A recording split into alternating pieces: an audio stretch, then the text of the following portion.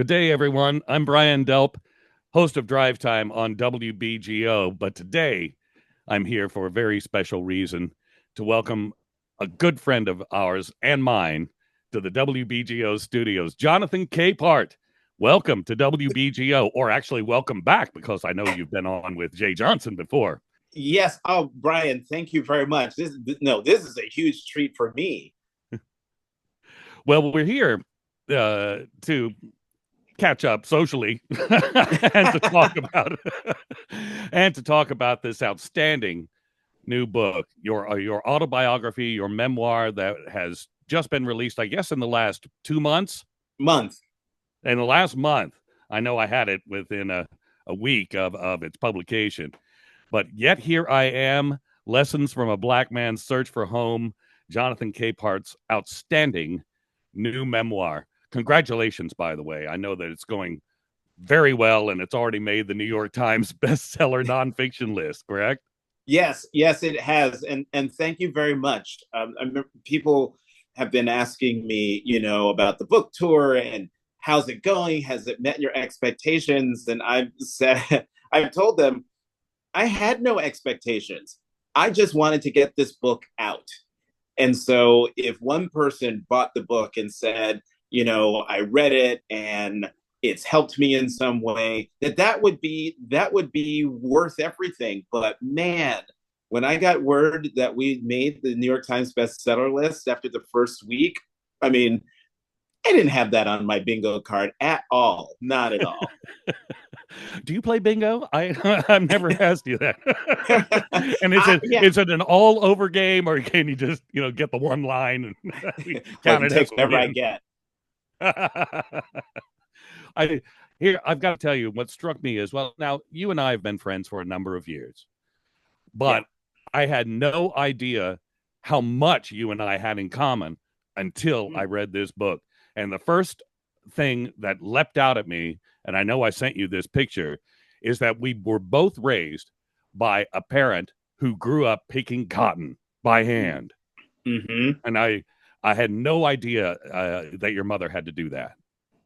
Yeah, as I write in the book, as I was reflecting on my childhood, his first 12 summers just about I spent with my maternal grandparents in rural Yeah, North Carolina.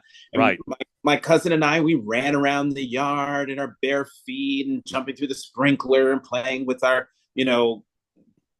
red wagon that was made of wood back then. Right. Um, and as I was writing and reflecting on that time, it hit me that my cousin and I were the first generation in our family that didn't have to pick cotton. And that was because, I was born 3 years to the day after the enactment of the 1964 Civil Rights Act, Yes. almost 2 years after the passage of the Voting Rights Act, which brought in de jure freedom for African Americans, which meant that all of the burdens that were placed on my parents and her generation and the generations before that were no longer applied to us.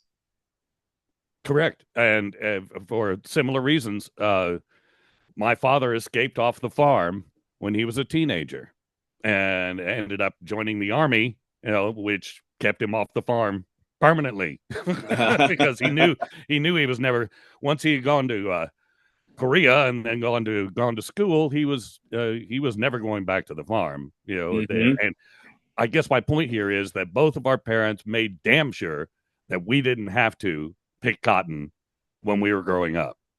At least Right. at least that we weren't forced to. If we wanted, if it was a choice, then yeah, okay, all well and good. And we did spend some summers on the farm, my uncle's farm, my brother and I, but we didn't have to pick cotton.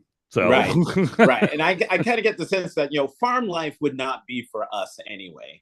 no, no, I love gardening, but if I had to do it for a living, nah, Yeah. I like it sitting wouldn't in be the the garden. same. But you've been basically, then that means that you've been searching for home for a long time, and I'll save my question for you until we get to the end. But uh, I wouldn't describe your childhood really as peripatetic, although you did grow up in different places. You started like in Academy Spires, right here in downtown New York, went Yeah. to Hazlitt, which was a completely different experience down the shore, came back to live with your stepfather and go to St. Benedict's Prep. Mm-hmm. So, how was that shaping you as a person? You know, if you can just tell us, I mean, you have been dealing with a white atmosphere, if you Mm-hmm. will, in Hazlitt and North Plainfield before that, but then having to come back to Newark. It's a good thing Yeah. you wound up at a school like St. Benedict. Right. So there I am in Hazlitt, and this is the folks have to understand this was the '80s, Right. and so it was the years of the preppy handbook and Izod Lacoste and popped collars, and so when we were in Hazlitt, my mom played tennis, and I picked that up from her, so I played tennis every day. I dressed in tennis whites, and then when my mother and then soon to be at that time stepfather told me they were getting married, I was like, wait, what? And we're what? Moving back to Newark? Oh no, oh no. And so I said to them, congratulations, but y'all are gonna have to find me a private school to go to because I'll get beat up. I get beat up in Newark public schools. So a teacher at Raritan High School, I told her what was happening, and she told me, have you heard of St. Benedict's Prep?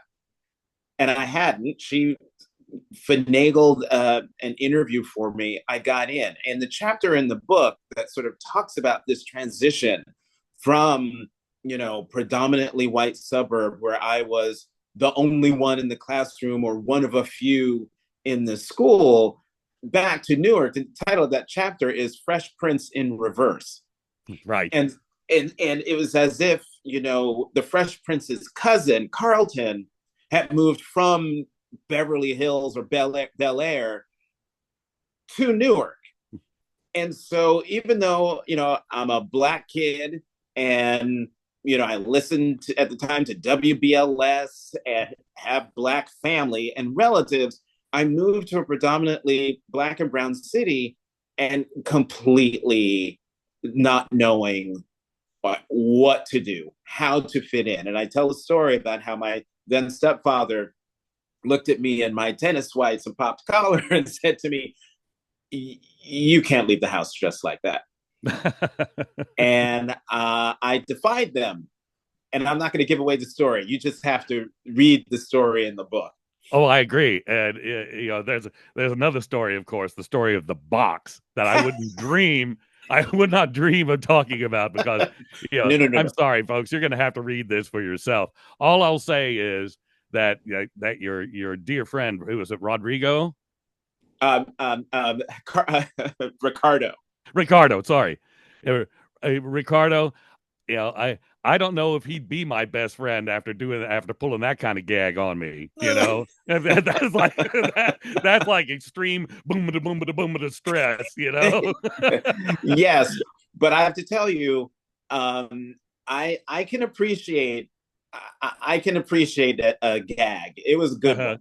And it was a good one, all right. You got if somebody can do that to you and it's still your friend afterwards, then obviously you're always going to be friends, right? Right, folks. Just it's chapter 8. That's all you need to know. That's chapter 8. But this all happened.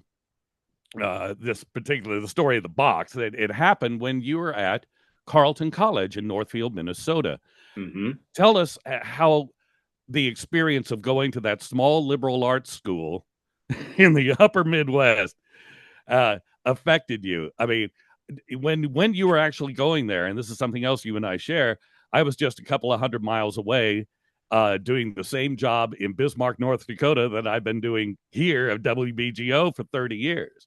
Oh, wow. And my husband's from North Dakota. I know. Yeah. Nick is from Devil's Lake, and that's when that's when I reached out to you when I saw a picture of you standing in snow in Devil's Lake. I reached out to you and said, "What the hell are you doing where I used to live?" because Right.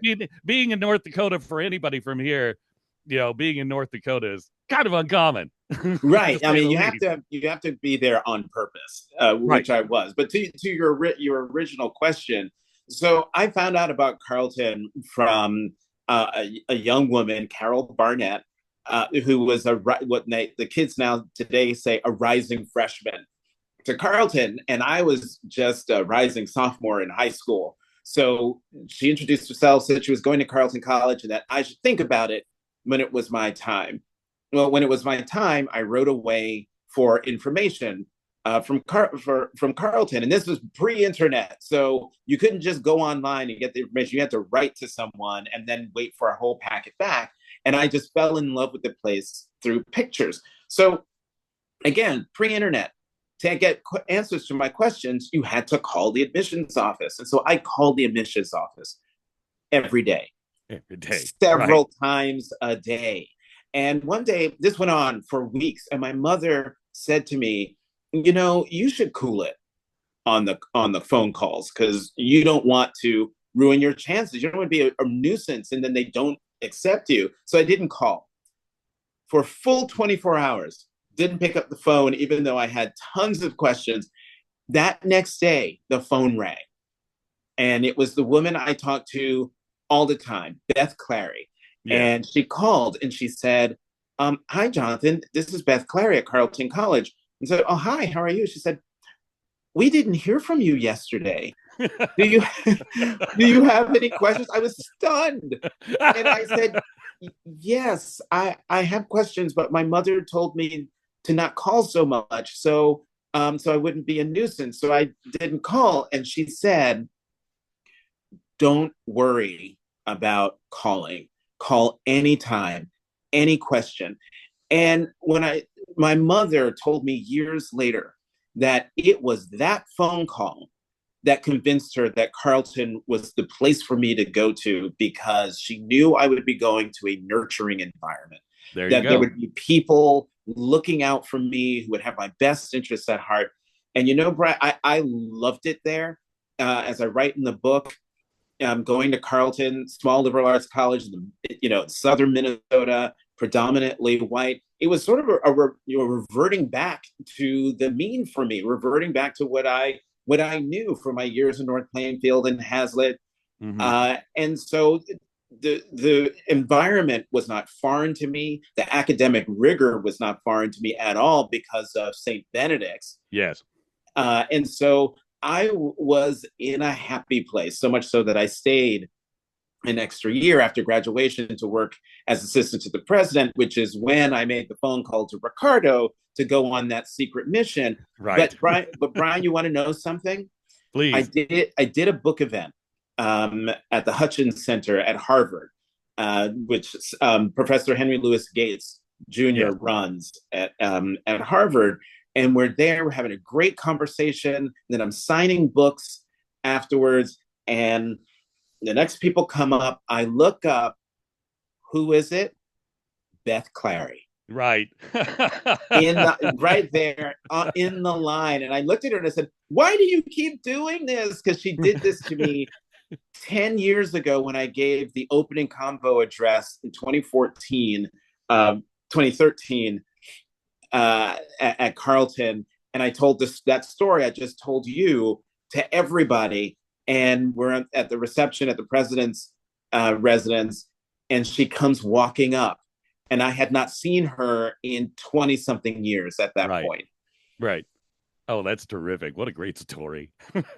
See, again, you had the nurturing environment. It's that upper Midwestern niceness, which I certainly had my share of in 10 years in North Dakota. And I guess, it's one of the lessons you learn very fast there, within your first year of living there, like 30, 40 below zero really builds character. It really does. Brian, one story I didn't put in the book. So freshman year, it's October. And back in those years in New Jersey, when it's October, close to Halloween, it was cold. Yeah. It used to be really cold. You were in a parka and stocking cap and gloves and everything. So there I am in Minnesota. the high temperature was going to be in the 30s. And so I left the dorm to go to class early in the morning, and I had a big green parka and my stocking cap and had my gloves on. And I walk out the dorm, and my RA is coming up the sidewalk, oddly dressed in Uh-huh. just jeans and what looked like just a spring jacket. And he comes up and he looks at me and he says, "Where are you going?" And I said, I'm going to class. He said, with all, with all those clothes on? He said, "It's cold." He said, "You don't know cold yet." Right. And sure enough, by the time we left for Thanksgiving, it was 10 degrees. Mm-hmm. And when you inhale, the Uh-huh. insides of your nose froze. Yes. I know. Yes. Yeah.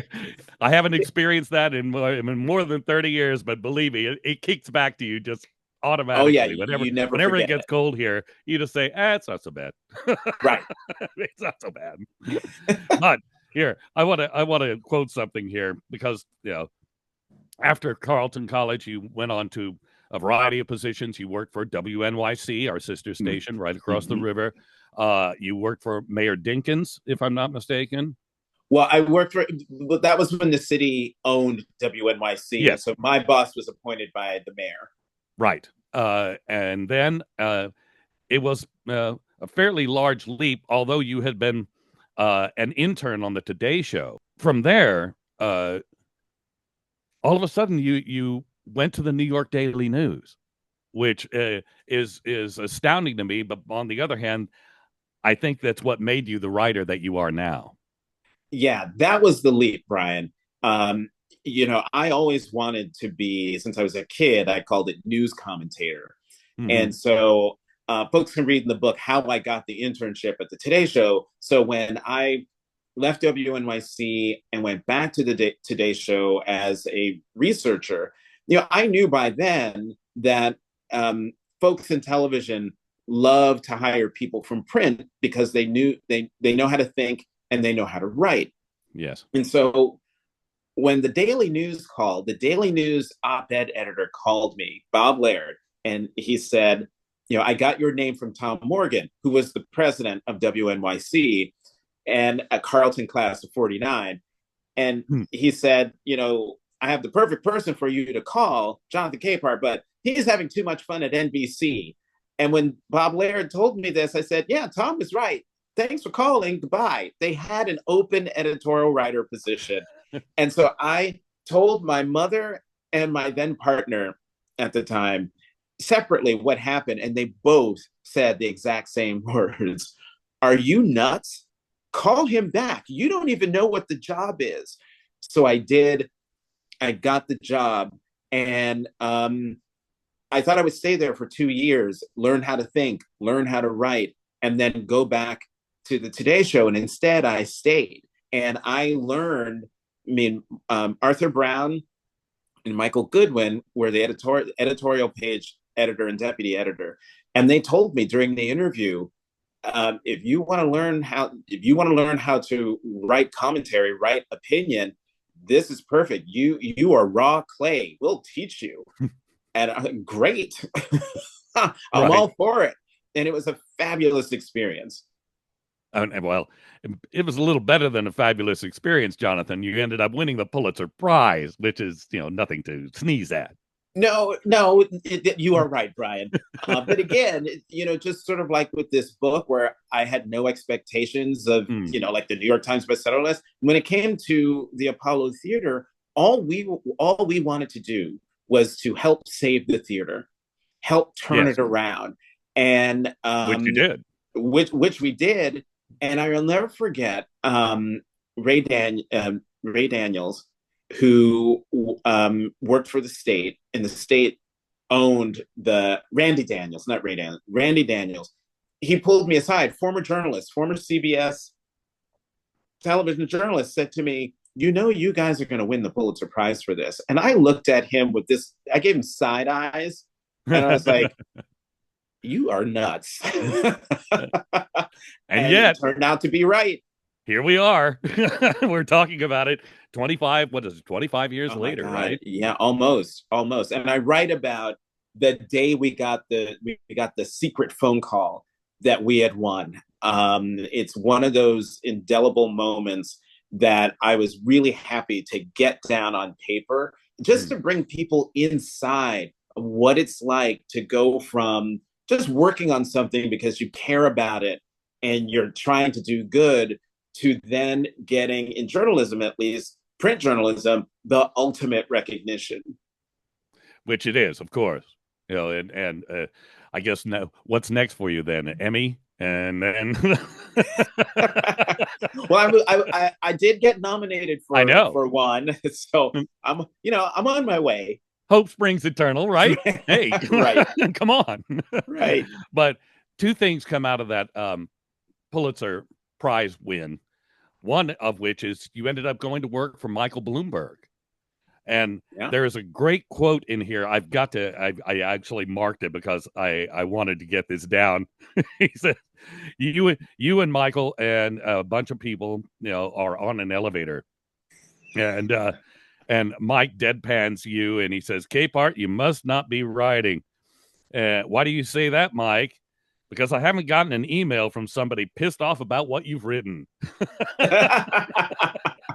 which which always reminds me of that wonderful quote from Oscar Wilde is the only thing worse than being talked about is not being talked about. Right. And in that instance, as I describe in the book, the elevator is really small. Right. And so there's me, Mike, Kevin Sheekey, and two other people who were on the elevator. And when Mike said, Capehart, you must not be writing, the other two people gasped. Like you're about to get dressed down for not Right, doing your job or something. right. But that was the beauty of Mike Bloomberg, but also of Bloomberg News. Mm-hmm. That, remember, on my very first day at Bloomberg News, Matt Winkler, the founding editor of Bloomberg News, he said to me on my first day, Jonathan, I want you to be provocative and piss people off. Mm-hmm. And I mean, he knew that would happen just sort of naturally because the folks who are buying the Bloomberg terminals and consuming Bloomberg News, broadly, generally speaking, are probably to the right of center from me. Mm-hmm. Yeah, more than Probably. likely.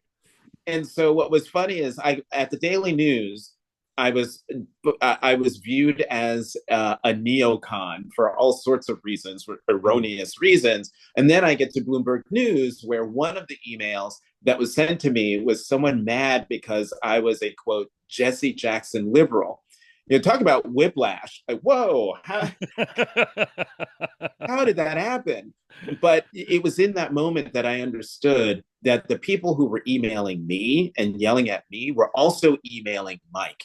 I mean, the beautiful thing about what Mike did and what he said in the elevator was to let me know that, yeah, people are complaining about what you're writing, but that means they're reading. That Right. means you're engaging them. This is what we want.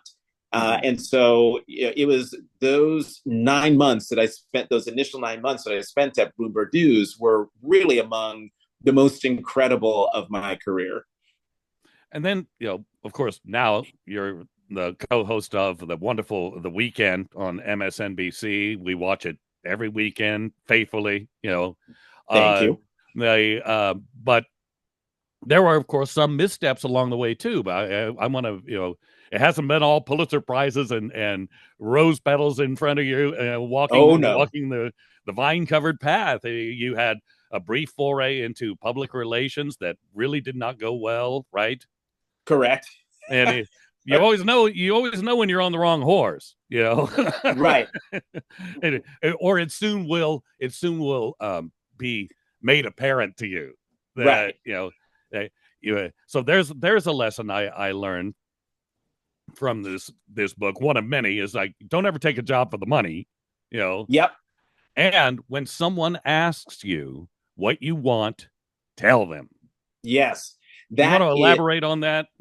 Yes. And so it involves, so I'll tell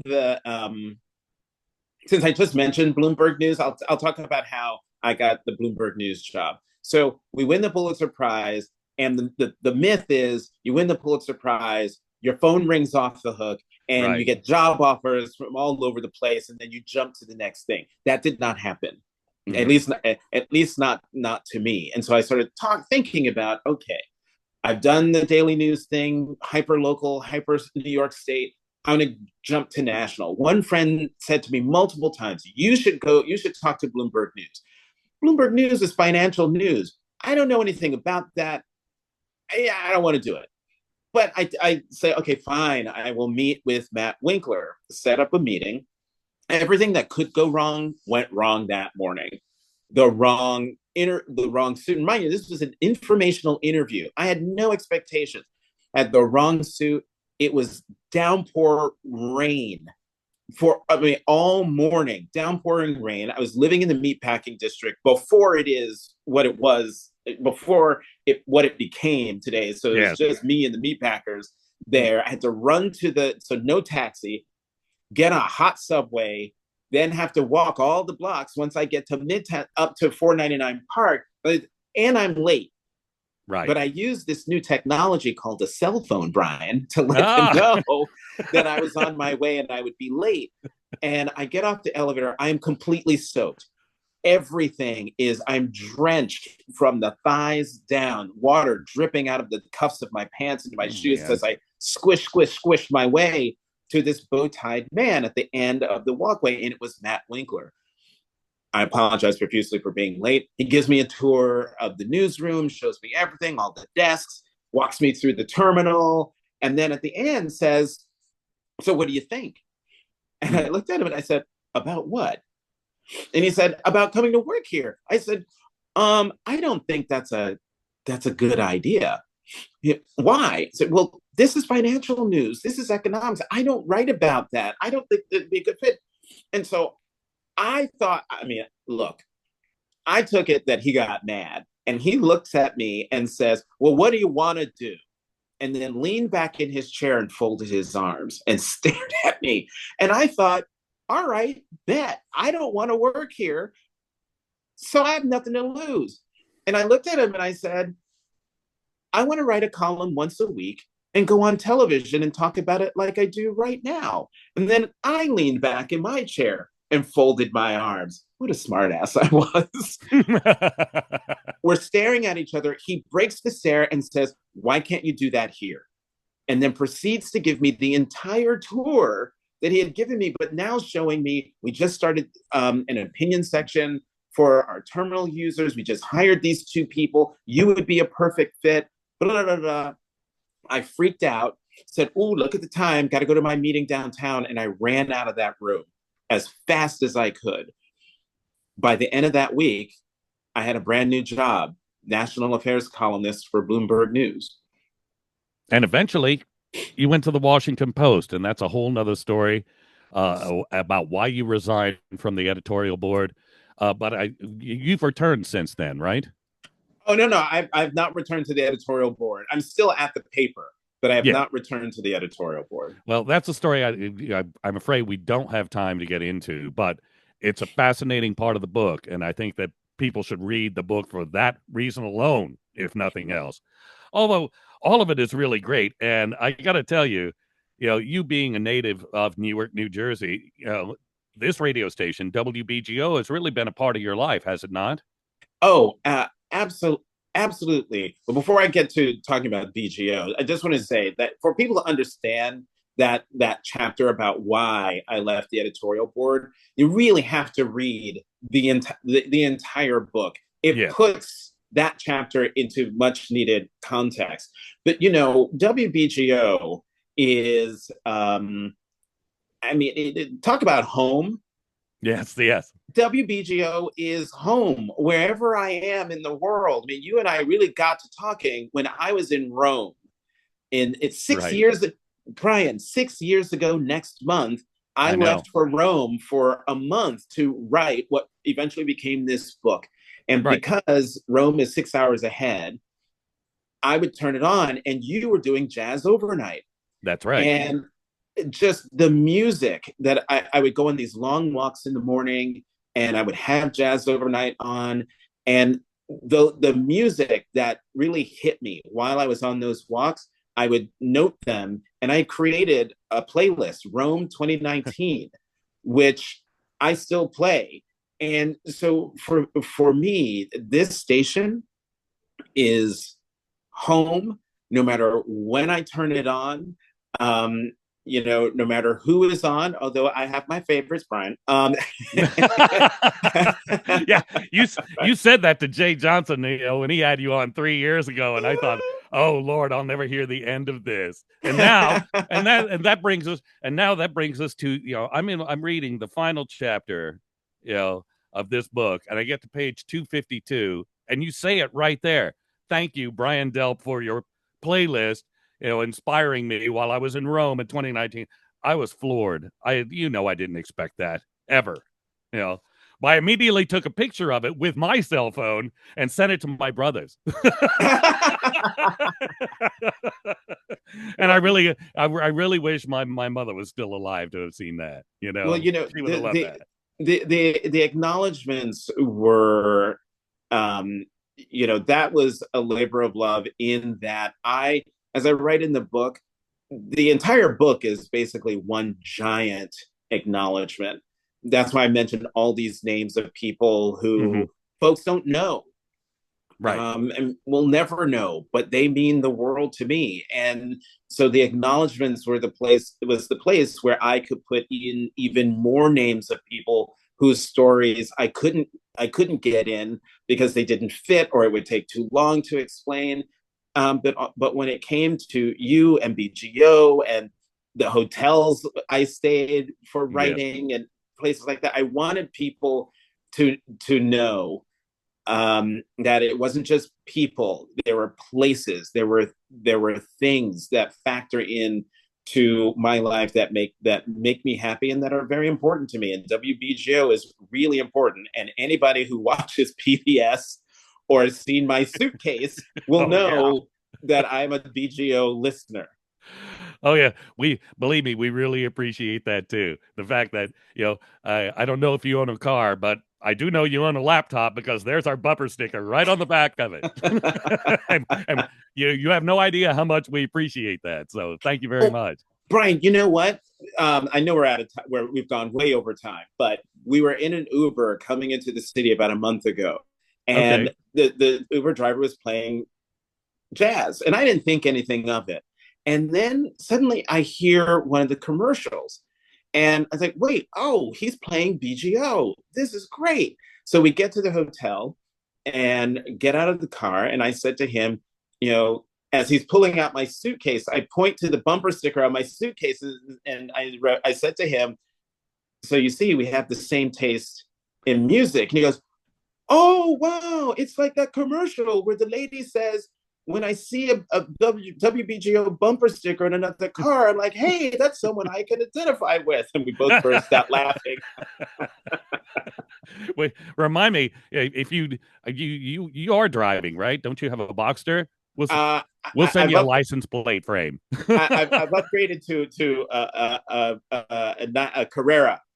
Oh, there you go. We'll send you a license plate frame. Gratis. Yeah. Great. Jonathan, thank you so much for your time. I know that you have someplace to be. I don't envy you having to get out in this heat, but I know you got to run. well, Brian, thank you very much. This is great. I mean, this is one of the highlights of the book tour. Seriously, thank you for your interest. I'm so glad. I'm so glad I read this book. It means a lot to me, and it made me examine my own life in much greater depth than I have done in a number of years. And I'm happy to say that after a long time, I have a home. You're looking at it right now, and I know that you and Nick, since you married almost 10 years ago, 9 years ago, you have a nice home too. And I'm glad that both of us found it eventually. Yes. Yes. Thanks so much, Brian. You take care of yourself, Jonathan. Thank you. Thanks again. We'll have you back.